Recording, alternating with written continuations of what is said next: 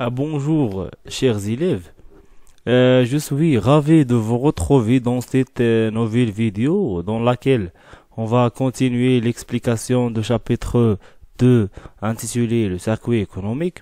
Donc, la séance précédente, nous avons vu quelques rappels, quelques définitions de la comptabilité nationale, de secteur institutionnel, de l'unité institutionnelle. Nous avons faire aussi une explication des différents types des opérations, à savoir les opérations sur les biens et services, les opérations de répartition et les opérations sur les opérations financières. Nous avons fait aussi une explication des différents types de secteurs, les ménages, les secteurs, les sociétés non financières, les sociétés financières, les administrations et le reste du monde. Aussi, nous avons traité les flux, les différents. Nous avons vu qu'il y a deux différents flux, deux types de flux, flux monétaire et les flux réels. Aussi, nous avons fait une introduction deux marchés, dans laquelle on a constaté que si on veut si on veut réaliser un équilibre global, on doit avoir un équilibre sur les trois marchés: le marché des biens et services, le marché du travail et le marché des capitaux. Aujourd'hui, avec le deuxième point, en deuxième point, on va voir, on va faire une élaboration d'un circuit économique élargi. Alors, je commence par le circuit économique et le marché.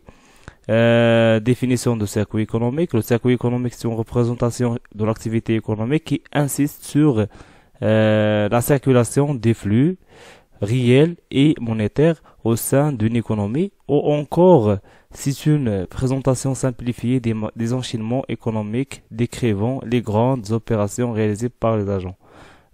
Production, répartition et consommation. Tout simplement, le circuit économique, c'est un schéma, c'est une représentation, représentation qui simplifie les relations économiques qui existent entre les agents économiques. Nous avons vu qu'il y a 5 agents économiques qui réalisent entre eux plusieurs opérations. Ces opérations, elles sont simplifiées à l'aide d'un circuit économique. On a ici, on peut représenter le circuit économique en termes des marchés, c'est-à-dire c'est-à-dire que les agents économiques réalisent ces opérations sur un marché, par exemple un marché de biens et services, par exemple la production au sein d'un marché de biens et services, ou en termes de circuit. Alors, la représentation en termes de marché explicite le comportement des acteurs: production, consommation, financement, travail. C'est-à-dire, il explique le comportement des agents économiques dans un marché. Est-ce qu'il s'agit d'un comportement, est-ce qu'il s'agit d'une production, d'une consommation, d'un financement, etc. La représentation en termes de circuit met en évidence les différentes relations qui entretiennent les agents économiques entre eux: vente de biens et services, versement de salaire, importation et exportation. Il s'agit alors de représentation sous forme d'un circuit qui explique la relation qui existe entre les agents économiques, mais ce n'est pas en termes de marché. En termes de circuit, par exemple, les ménages qui reçoivent un salaire des entreprises. Le salaire, c'est une répartition de la valeur ajoutée. On prend l'exemple suivant pour bien comprendre cette partie. On prend deux agents économiques pour simplifier tout ça. Les deux agents économiques sont les ménages et les entreprises. Alors, les entreprises réalisent une opération de production. On sait que la fonction principale de l'entreprise ou des entreprises, c'est la production des biens et services, c'est la fabrication des produits, hein, la fabrication des biens. Alors, ces biens et services sont vendus sur un marché des biens et services. Alors, l'ensemble des produits sont vendus sur un marché des biens et services. Et ces biens et services sont consommés par les ménages. Alors, les ménages consomment les biens et services, achètent les biens et services sur le marché. Et les entreprises produisent, fabriquent des biens et services qui sont offerts sur un marché. Ce marché, c'est le marché de biens et services. Donc, par exemple, l'entreprise ou les entreprises versent aux salariés, aux ménages, un salaire. Alors, ce salaire constitue une part de la valeur ajoutée. L'entreprise, après réalisation de la valeur ajoutée, elle distribue cette valeur ajoutée aux différents agents économiques qui réalisent, qui participent à cette production, à savoir l'État, les salariés, les banques, etc. Je passe directement au deuxième point, les emplois et les ressources d'une économie. Alors, en général, on a deux parties à ce niveau, deux parties de cet équilibre. Une part des emplois et le deuxième élément, c'est les ressources. Hein? Alors, il y a des emplois et les ressources. Pour bien comprendre les ressources, on peut poser la question suivante. C'est d'où viennent les biens et services. Et pour les emplois, si on veut comprendre alors cet élément, on peut poser la question suivante. Où sont utilisés ces biens et services? Je commence par les emplois. Les emplois sont au nombre de 4, la consommation, l'investissement, l'exportation et la variation de stock. Et au niveau des ressources, il y a donc deux ressources principales qui sont la production et l'importation. Alors, dans une économie, les agents économiques réalisent plusieurs opérations, c'est-à-dire ils produisent des biens et services. Ces biens et services sont fabriqués au sein d'une économie, c'est-à-dire la production, et si je parle de la production nationale, si on a besoin des autres biens et des autres services qu'on ne peut pas les produire au sein de notre économie, on fait appel au reste du monde, on fait une importation. Ces ressources ou ces biens et services, ils sont distribués sur la manière suivante. Une partie vient aux consommations, une autre partie concerne l'investissement. Ici, la consommation, c'est la consommation finale et la consommation intermédiaire. La consommation finale réalisée par les ménages et la consommation intermédiaire qui est réalisée par les entreprises pour fabriquer des autres biens et des autres services. Il y a aussi donc une part qui concerne les investissements. Cette opération d'investissement réalisée par les entreprises ou par l'État. Si on a donc un surplus des biens et services, on peut les exporter, on peut le vendre au reste du monde. Donc, une partie des biens et services qui vient de ressources, elle peut être utilisée comme ou sous forme d'une exportation. S'il y a un reste, donc on peut le mettre dans la colonne de la variation de stock. Alors, ça nous donne donc un équilibre entre les emplois et les ressources. Alors, la production plus l'importation, il doit être égal à la consommation plus l'investissement plus la variation de stock plus l'exportation. Je passe à la construction de circuits économiques. Exercice. Une économie ouverte sur le reste du monde comporte 4 agents, les ménages, les administrations, les entreprises et le reste du monde. Ces agents réalisent les opérations sur les biens et services suivantes. Production Y s'élève à 5300, Investissement public G 1100. Consommation C 3550. Investissement I 670. Exportation X 1370. Importation M 1390. Ces mêmes agents reçoivent des revenus versés par les entreprises aux ménages en contrepartie essentiellement de leur travail. R est égal à 3000. Revenus versés par les administrations aux ménages sous forme des salaires ou des prestations. F est égal à 1140. Versement des entreprises aux administrations publiques, aux administrations, impôts et cotisations sociales. TE est égal à 1660. Impôts directs versés par les ménages aux administrations. TM est égal à 430. Alors je commence par la solution. On a 4 agents économiques, à savoir les entreprises, les administrations publiques, les ménages et le reste du monde, qui exercent un ensemble des opérations sur le marché des biens et services. Hein. Alors je commence par la première opération.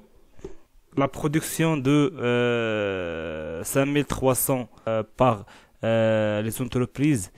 Les entreprises ont produit des biens et services.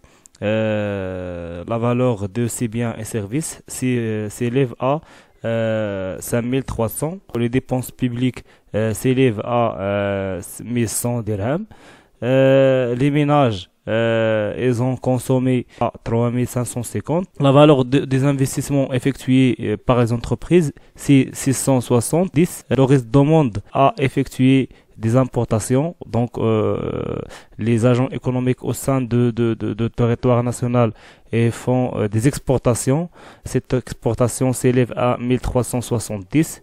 Alors, pour la valeur des importations, alors on importait des biens et services d'une valeur de 1390. Alors, comme vous voyez ici, la valeur des ressources est égale à M et plus Y, qui est égale à 5300.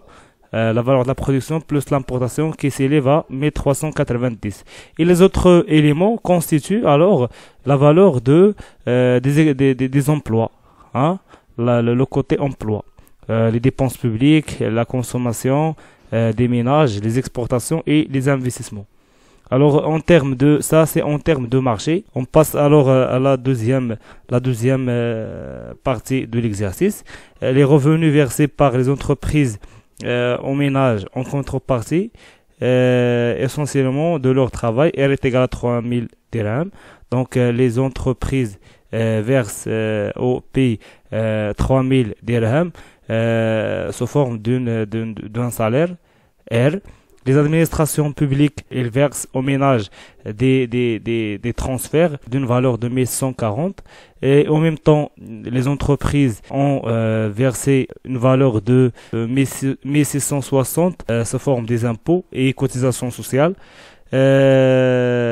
Aussi, les ménages, ils ont payé une valeur de 430 sous forme des impôts directs payés par les ménages au profit des administrations publiques. Alors, si on veut représenter toutes ces opérations sous forme d'un tableau qui comporte deux éléments, les emplois et les ressources, alors équilibre emploi-ressources sur le marché des biens et services. L'équilibre sur le marché des biens et services réalisé lorsque l'offre est égale à la demande. Donc, la demande ici, ça désigne la partie emploi dans l'égalité précédente et l'offre qui est égale à la valeur des ressources. Alors, la valeur de la demande ou les emplois constitue en même temps la consommation qui s'élève à 3550, l'investissement public G qui s'élève à 1100, l'investissement privé qui s'élève à qui est égal à 670, l'exportation qui est égale à 1370, la somme de la demande qui est égale à 6690. La partie offre porte deux éléments, la production et les importations. La production qui est égale à 5300, l'importation qui est égale à 1390, l'importation M qui est égale à 1390 et le total qui est égal à 6690. Alors le total de l'offre est égal au total de la demande, donc les emplois est égal à la somme des ressources. Il y a donc équilibre sur le marché. Alors on va voir maintenant le solde des revenus et dépenses de chaque agent économique. C'est une partie qui est très importante. Alors je commence par les ménages. Les ménages, ils ont reçu des revenus qui est égal à 3000 plus 1140, la somme 4140, dépenses des ménages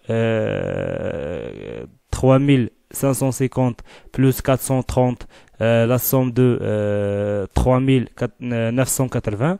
Le solde, qui est la différence entre les ressources et les dépenses, R-D, alors qui est égal à 4140 moins 3980. Le résultat est égal à 160. 160, comme vous voyez ici, il est supérieur à 0. Donc, les ménages constituent ici un épargne. D'accord? Alors, il s'agit donc d'un épargne des ménages. Je passe au deuxième agent économique, à savoir les entreprises. Les revenus des entreprises s'élèvent à 5300. Les dépenses qui est égal à 3000 plus 1660 plus 670 qui est égal à 5330. Le solde est égal à R moins D, les ressources, la somme des ressources moins la somme des dépenses qui est égal à 5300 moins 5330. Le résultat est négatif. Comme vous voyez ici, est égal à moins 30. Alors, moins 30 est inférieur à 0. Donc, les entreprises constituent ici un besoin de financement. Donc, comme vous voyez ici, donc, les ménages, ils ont capacité de financement. Donc, est un agent à capacité de financement car ils ont gagné, ils ont constitué un épargne. Par contre, les entreprises, ils ont besoin de financement. Je passe au troisième agent économique, le reste de monde. Les revenus de reste de monde, c'est 1360 et les dépenses de reste de monde est égal à 1390. Alors, le solde est égal à R moins D est égal à 1370 moins 1390. Qui est égal à moins 20. Moins 20 est une valeur inférieure à 0. Donc, il constitue besoin de financement. Je passe aux administrations publiques. Les revenus s'élèvent à 2090 et les dépenses des administrations publiques s'élèvent à 2280. Le résultat ou la différence entre revenus et dépenses est égal à moins 150. Ça constitue aussi pour les administrations publiques un besoin de financement car le résultat est inférieur à 0. Merci d'avoir regardé cette vidéo. N'oubliez pas toujours de faire un j'aime et commenter et vous abonner. À très bientôt pour une nouvelle vidéo et pour une nouvelle leçon.